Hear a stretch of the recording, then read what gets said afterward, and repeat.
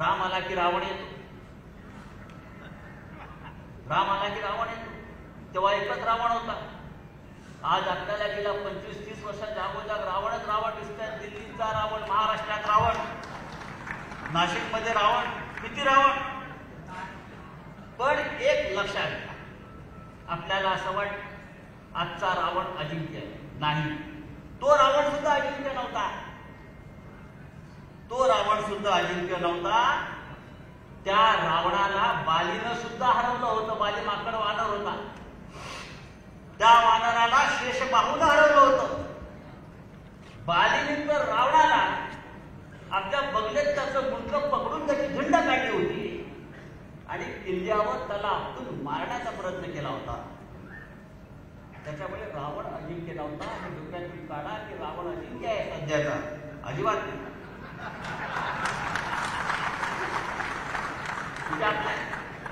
आपण जिंकणार.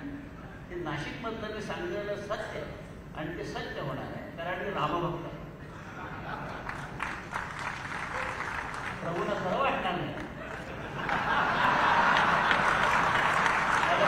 प्रभू आहे पण ते रामभक्त. बजरंगबली, हनुमान जेव्हा सीतेचा शोध घेण्यासाठी लंकेत पोहोचला, हनुमानाला अटक झाली. रावणाचे सैनिक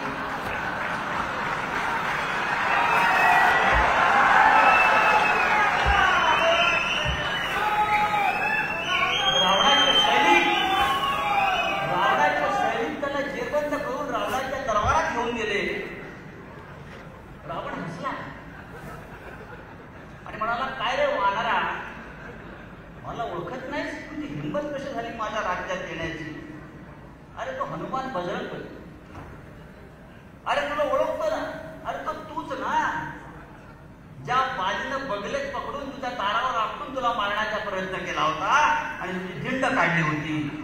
त्याबरोबर रावणाचा चेहरा पडला. हे मी यासाठी सांगतोय, हनुमान भर दरबारामध्ये हे यासाठी म्हणाला कारण त्याला रावणाचा कॉन्फिडन्स लूज करायचा.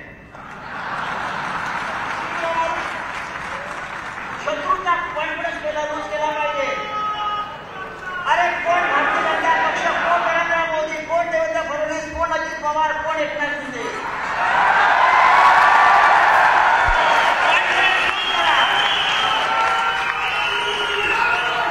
रावणाचा कॉन्फिडन्स पहिल्या भेटीत हनुमान आणि तिथेच रावण हल्ला.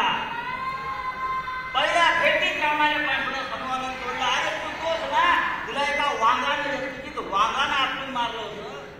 पहिल्या भेटीत रावणाचा कॉन्फिडन्स हनुमानानं तोडला, म्हणून रावण रामाकडून पराभूत झाला. अरे मला